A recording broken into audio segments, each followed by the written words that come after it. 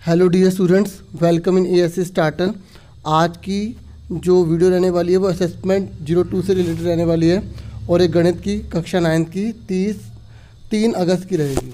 ठीक है, तो फटाफट देखिए। तो यहाँ केस आधारित प्रश्न हमें दे रखा है।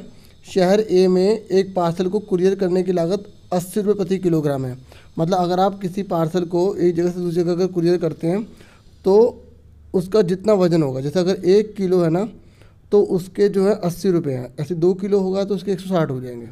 अब किलो जितने मर्जी हो जाए, लेकिन साथ में आपको 10 रुपये पिकअप सेवा भी देनी पड़ेगी, का शुल्क भी देना पड़ेगा। ठीक है, जैसे मान लो आप 3 किलो का सामान लेके जाते हो तो आपका 1 किलो को कितना 80 का, तो 3 किलो कितना हो गया 240 प्लस 10 रुपये आपको देने हैं।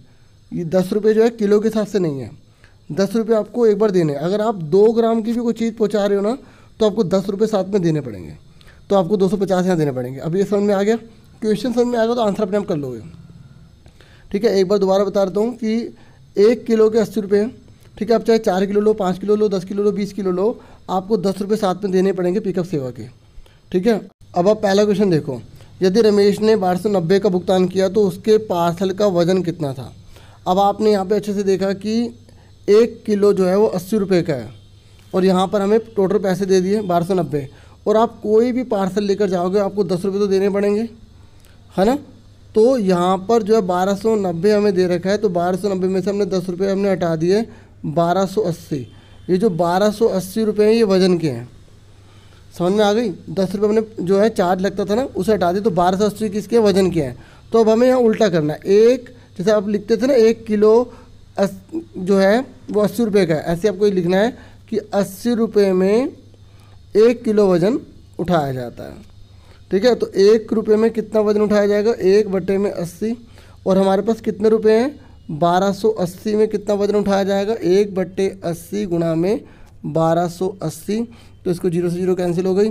ठीक है, अब इसको आप जब कैंसिल करोगे, ठीक है, काटोगे तो आपका आंसर कितना आ जाएगा 8 एकम 8, 4 बचे 8 × 48, तो 16 किलो आ गया। कितना आ गया 16 किलो।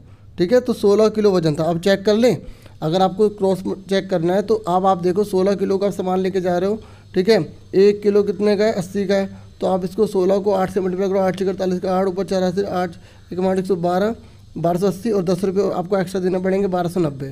देखो 1290 आ रहा है ना, 1290। इसका मतलब क्या हुआ, हमने सही करा है। तो समझ में आ गया आप सबको।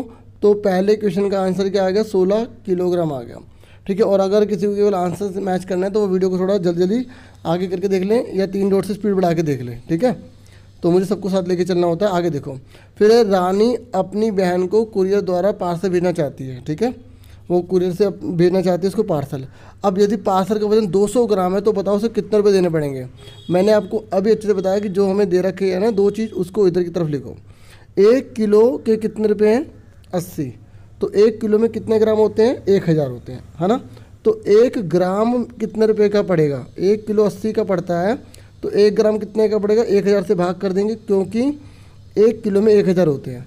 अब हमारे पास कितने ग्राम है 200 ग्राम, तो 200 ग्राम की वैल्यू कितनी आ गई 80 मल्टीप्लाई में यहाँ पर 200 लिख देंगे और अपॉन में क्या लिखेंगे 1000। अब इसे काट दो 1 2 3 1 2 3 कट गई।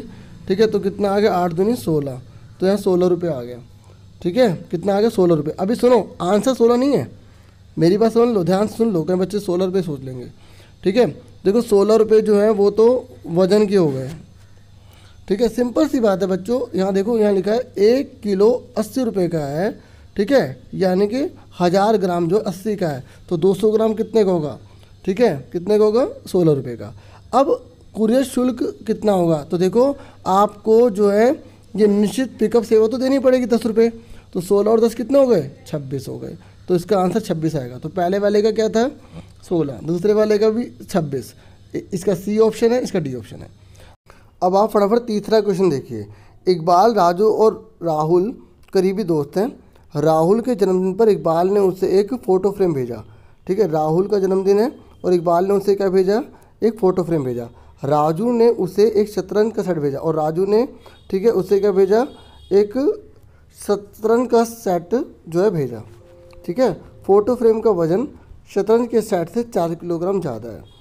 ठीक है, आपको समझ में आ गया। राहुल के जन्मदिन है, इकबाल ने उसे क्या भेजा है, फ़ोटो फ्रेम, और राजू ने उसे क्या भेजा है, ठीक है, एक शतरंज का सेट भेजा है। अब फ़ोटो फ्रेम का वजन शतरंज के सेट से 4 किलो ज़्यादा है, तो इकबाल ने अपने पार्सल को कुरियर करने के लिए राजू से कितना अधिक भुगतान किया। देखो दोनों ने ही जो है वो पार्सल को लिया, फिर पैक करा, उसके बाद उसे पहुंचा दिया, है ना, मतलब बनाकर गिफ्ट उसे दे दिया। तो दोनों ने ही जो है वो 10 रुपये तो दोनों ने ही ज़्यादा दिए होंगे, है ना।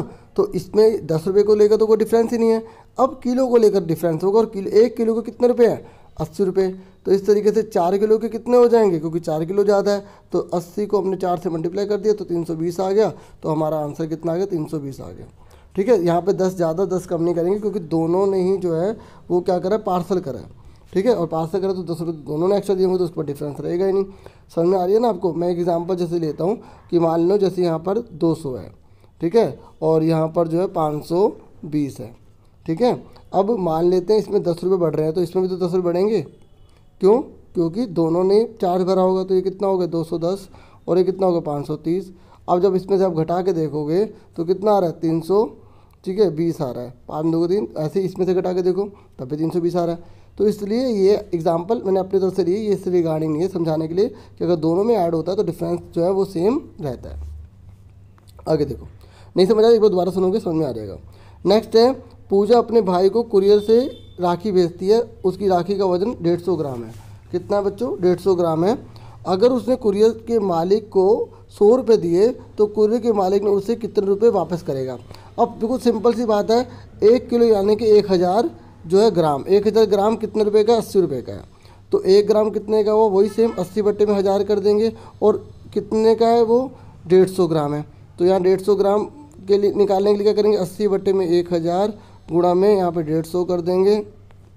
ठीक है, अब फटाफट काट दो, देखो 1 2 0 कैंसिल हो गई, यहाँ से 2 5 से काट दो, 5 2 10, 5 3 15, और 2 से काटो 2 4 8, तो 4 3 कितना होता है 12 होता है, 12 ये हो गए।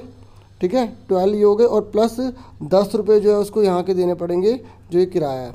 ठीक है, तो टोटल कितना हो गया 22 हो गए, कितने हो गए 22। अब उसने 100 रुपये दिए तो उसे कितने रुपये वापस करेगा वो।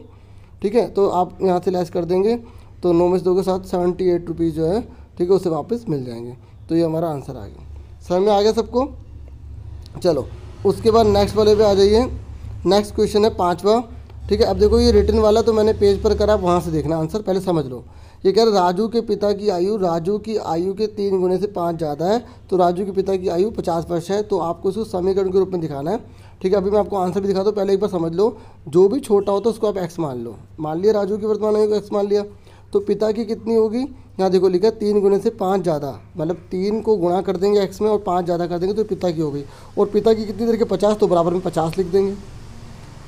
ठीक है, अब देखो आंसर, तो मैंने आपको समझा तो दिया ही, बाकी आप देख लो यहाँ पर लिखने का तरीका।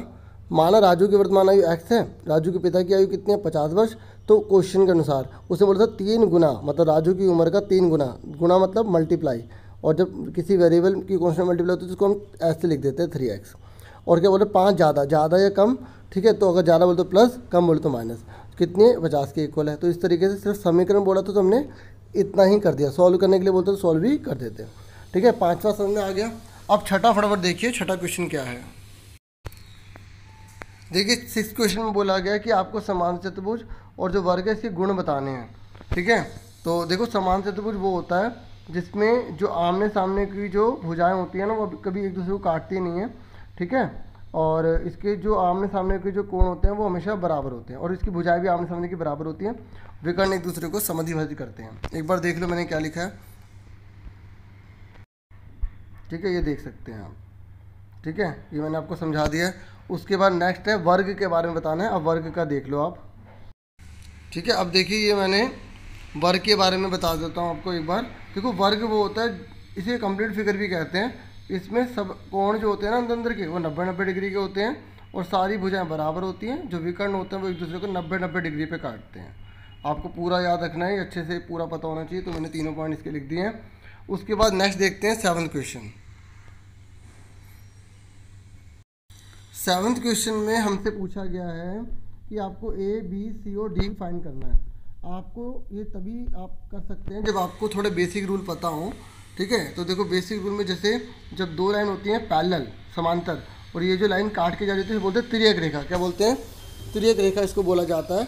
ठीक है, तो यहाँ पर कुछ प्रॉपर्टीज़ बन जाती हैं। ठीक है, तो जैसे ये और ये, जैसे आप ये दोनों देख रहे हैं, इन दोनों को टोटल जो है वो 180 डिग्री होगा।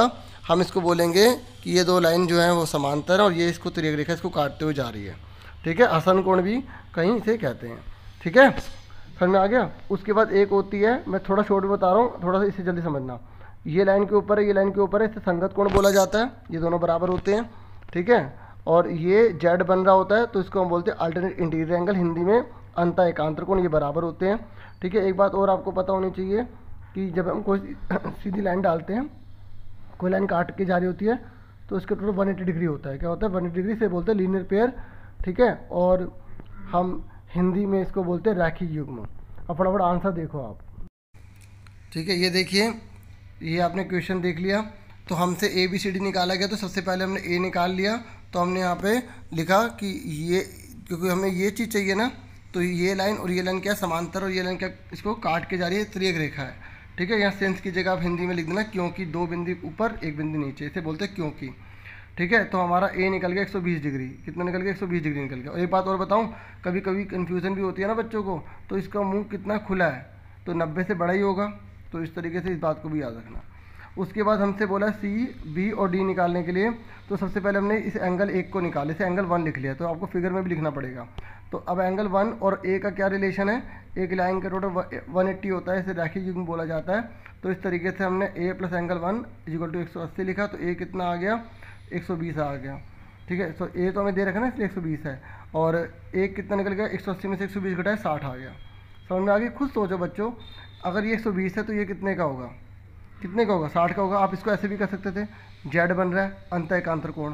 ये आपने 8वीं में 7वीं में सीखे होंगे। बाकी मैंने 9 की बहुत सारी वीडियोस बना रखी है, आप वो भी देख सकते हैं। ठीक है, और चैप्टर वाइज भी बना रखे हैं काफ़ी। ठीक है, चलो, तो ये क्लियर हो गया। अभी हमारा आंसर पूरा नहीं आया। अभी हमने क्या करा? एंगल 1 निकाला है। अब एंगल 1 निकालेंगे तो एंगल B निकल जाएगा हमारा। क्यों? क्योंकि देखो, जब दो लाइन पैरेलल होती है, कोई लाइन काट के जा रही होती है, तो लाइन के नीचे वाला बराबर होता है। इसको संगत कोण बोलते हैं। आगे का आंसर देखो। ठीक है, और बाद में दोबारा से अच्छे समझ लेना, अगर नहीं आया तो 2-3 बार देखोगे, क्योंकि कई बार ये चीज़ें नहीं होती है ना, तो कई बच्चों को समझ में आ भी गया होगा। ये 120 से 120 होगा। ये देखो कांटा बन रहा है। एक बार बता दूं, जब कांटा बनता है तो ये और ये दोनों कोण आपस में बराबर होते हैं, इसे बोलते हैं ऊर्ध्वाधर सम्मुख कोण, वर्टिकली अपोजिट एंगल। ठीक है, तो ये दोनों बराबर होंगे। ऐसे ही आप ध्यान से देखो, ये एक सीधी लाइन बन रही है ना, तो जितने का ये होगा 180 में से घटा देंगे, निकल जाएगा। चलो, अब आंसर देख लो यहाँ पर। देखो, मैंने आपको बता तो दिया ही है। ठीक है, अब देख लो आराम से। अब किस तरीके से आपका B निकल गया, संगत कोण से निकल गया। संगत कोण मैंने बता दिया। ठीक है, जैसे ये लाइन का ये संगत कोण कहलाएगा। ठीक है, जैसे ये वाला और ये वाला, ऐसे ही आप ये बनाएंगे तो ये ऊपर वाला ऐसे, ऊपर वाला ऊपर वाले के बराबर होता है, नीचे वाला नीचे के बराबर होता है, तो उसको संगत कोण कहा जाता है। क्या कहा जाता है? संगत कोण। ठीक है, तो इस तरीके से हमने B भी निकाल दिया, और B और C बराबर होंगे ऊर्ध्वाधर सम्मुख कोण। और मैंने बता दिया ऊर्ध्वाधर सम्मुख कोण कौन से होते हैं? जैसे कांटा लगा होता है तो ये वाला एंगल इसके बराबर होता है, ये वाला एंगल इसके बराबर होता है। ठीक है, समझ में आ गया आप सबको? ये दोनों बराबर होंगे। चलो, उसके बाद आगे आ जाते हैं। नेक्स्ट में क्या बोला गया है? अब आपको D निकालना था, तो फिर मैंने आपको क्या करा? रैखिक युग्म से कर दिया। एक लाइन का टोटल कितना होता है? 180 होता है। तो हमने B निकाला 60, तो D कितने का आ गया? 120 आ गया। 180 में से 60 घटा 120 आ गया। इस तरीके से हमारे सारे आंसर निकल गए। लास्ट में से लिख के दिखा दिया करो, टीचर को चेक करने में आसानी होती है। अब उसके बाद आ जाओ 8th क्वेश्चन पर। काफ़ी लंबा असेसमेंट है, मुझे इतनी उम्मीद नहीं थी कि इतना लंबा होगा, है ना। चलो, कोई बात नहीं, आपका टेस्ट काफ़ी बड़ा है, अच्छे से करना। ठीक है, पहले अपना ट्राई करके करना। ठीक है, जो प्रॉब्लम हो तब देखना।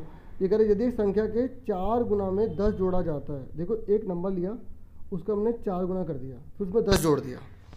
ठीक है, तो ये कह रहे जो आंसर आएगा ना, वो 5 गुने से 5 कम आएगा। पहले आप समझ लो, मैंने आंसर तो कर ही रखा है, वो इसलिए कर रखा ताकि, क्योंकि इस समय समझाता हूँ, कई बार लिखने में प्रॉब्लम होती है तो बच्चों को सही समझ नहीं आता, इसलिए अब समझ लो एक बार। यदि संख्या के, और जिसको समझने नहीं वो आगे कर लेना वीडियो। ठीक है, यदि संख्या के 4 गुने में, देखो हमने संख्या को x मान लिया, कह रहे 4 गुना, 4 से गुना कर दिया, 10 जोड़ दो, 10 जोड़ दिया, जो बोल रहा है वो करते रहो। तो परिणाम में आप इक्वल लगा लो। संख्या कौन सी थी? x के 5 गुना कर दिया, से 5 कम है, 5 कम कर दिया। जो जो बोला जा रहा है लाइन वाइज करते रहो, कन्फ्यूजन ही नहीं होगी, ठीक है। तो ये हमारा हो गया। अब उसका सॉल्व करना है, तो हमने क्या करा, प्लस का 5x इधर जाके माइनस का हो गया, और यह माइनस का 5 है, इधर जाके प्लस का 10 माइनस का हो गया।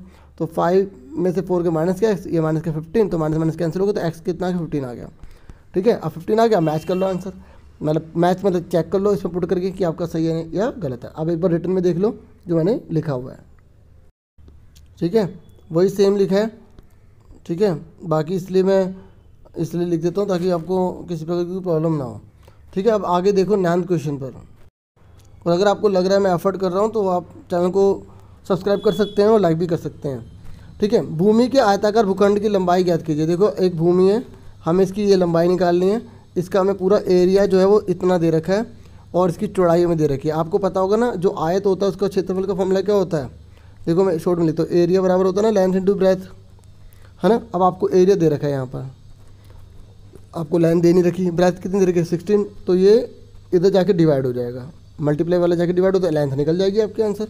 अब एक बार आंसर देख लो फटाफट, ठीक है। ये देखिए आप, ठीक है, लिखने का तरीका देख लीजिए। पहले जो क्वेश्चन में पूछा हमने क्वेश्चन मार्क लगा दिया, ठीक है। उसके बाद हमने आयताकार भूखंड का क्षेत्रफल लिख दिया, फिर चौड़ाई लिख दी जो हमें दे रखी थी, फिर हमने लंबाई निकालनी थी, मैंने आपको बता दिया फॉर्मूला कैसे बना, क्षेत्रफल को चौड़ाई से भाग कर देंगे, हमारा आंसर आ जाएगा। अब फटाफट आज का लास्ट क्वेश्चन देख लो जल्दी से। तो ये आपका लास्ट क्वेश्चन पूछा गया, एक वर्गाकार पार्क का क्षेत्रफल ज्ञात कीजिए जिसका परिमाप 320 है। देखो ये अगर वर्गाकार है, वर्गाकार का मतलब होता है इसकी सारी साइड बराबर होती हैं, परिमाप का मतलब है इस बाउंड्री का टोटल, ये परिमाप कहलाता है, ठीक है, समझ आ गया। इसे बाड़ भी कहा जाता है। तो खुद सोचो 4 साइड हैं और चारों को टोटल 320 है और चारों बराबर है, तो एक एक कितने की होगी, 80-80 की होगी, हाँ या ना, ठीक है। अब एक 80 की, और हमें क्षेत्रफल का फॉर्मूला क्या होता है, जब वर्ग दे रखा होता है तो भुजा गुणा भुजा, तो 80 को 80 से गुणा करोगे आंसर आ जाएगा, ठीक है। आंसर देख लो एक बार, ठीक है, आप देख सकते हैं। और जहाँ पर यूनिट जो लिखी है वो लिख देना, यहाँ मीटर लिखा नहीं है, मीटर लिख देना, ठीक है। तो ये फॉर्मूला होता है, हमने भुजा निकाल ली। अब फिर उसके बाद हमने क्या करा, वर्ग का क्षेत्रफल भुजा गुणा भुजा। अब आगे देखो, ये यहाँ तक आपने नोट कर लिया होगा, आगे देखो, ठीक है, लास्ट में आपको मल्टीप्लाई कर देंगे, आंसर आ जाएगा, ठीक है। और आप चैनल को लाइक सब्सक्राइब शेयर कर सकते हैं। Thank you for watching and listening carefully.